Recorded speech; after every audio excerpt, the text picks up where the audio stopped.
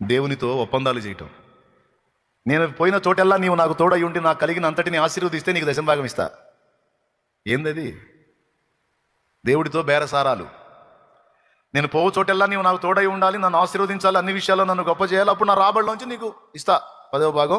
ఇంకోటి ఏంటంటే, ఇంకొకటికి మొక్కను, నువ్వు నా దేవుడు అయి ఉంటావు, నేను నీ భక్తుడై ఉంటా అంతే. ఇది రొమ్ముకు రొమ్ము అనిచ్చడం అంటే. ఎప్పుడైతే తొడ మీద కొట్టాడో, తొడగూడు వసిలిందో, అది కొడుతున్నాడు చూడు, అయిపోయింది, కొట్టేశాడు.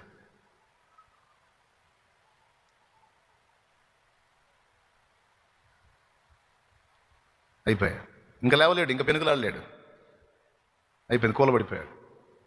ఇక కాళ్ళ బేరానికి వచ్చాడు. ఇక్కడేమో ప్లెయిన్గా చూపించాడు. బైబిల్లో హోషేయాలు ఏం రాసిందో తెలుసా? అతడు మగసిరి గలవాడై పోరాడాడు. యాకోబు మగసిరి గలవాడై పోరాడాడని కింద కన్నీళ్లతో దేవుని పాదాలు పట్టుకున్నాడట. పెద్దగా ఏడ్చేశాడు. రొమ్ముకు రొమ్ము ఆనించడం కాదు, నీకు నేను దశంభాగాలు ఇయటం కాదు, నువ్వు నాకు దేవుడు అయి ఉంటాం కాదు, ఇక నువ్వే నాకు దిక్కు అని పట్టుకున్నాడు కాళ్ళు. ఇక లేదు వేరే ఆప్షన్ నాకు, ఇక లేదు నాకు వేరే ఆప్షన్, నువ్వే నాకు దిక్కు అని పట్టుకున్నాడు కాళ్ళు. అప్పుడు దీవించాడు. దేవునికి స్తోత్రం కలుగును గాక. ప్రియులారా,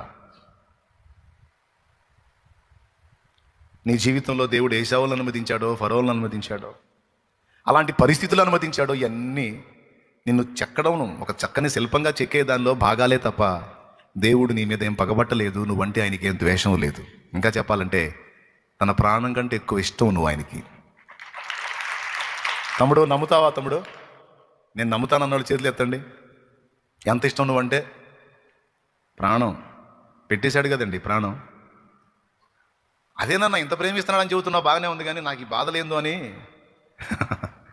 ప్రేమించాడు కనుకనే శ్రమల కొలిమిలో గుండా తీసుకొస్తున్నాడు. అదే నిన్ను ప్రేమించకపోయి ఉంటే నిన్ను వదిలేసేవాడు. సొదొమ గొమొర్రా వాళ్ళ బతుకయ్యేది నీది. బాధలో ఇబ్బందులో ఈ జీవితం బాగుందా? ఆ జీవితం బాగుంటుందా? బాధలో ఇబ్బందులో ఈ జీవితంలో దేవుడు మనకు తోడై ఉన్నాడు. ఆ జీవితంలో బాధలు ఉండవు, కానీ దేవుడు ఉండడు. కావాలన్నాడు చేతులు ఎత్తండి. దేవుడే కావాలి, రైట్. మరి దేవుడు కావాలంటే ఈ బాధల జీవితంలో ఉంటాడు. ఎందుకంటే ఆయన మరి ఊరుకోడు. కొంతమంది కొడుకులు వేరు పడతాం అంటారు. ఎందుకు? తండ్రితో ఉంటే ప్రతిదానికి చెబుతుంటాడు, నచ్చదు. తల్లితో ఉంటే ప్రతిదానికి చెబుతుంటుంది, నచ్చదు. అందుకే వాడు ఏమనుకుంటాడు, వాడి భార్య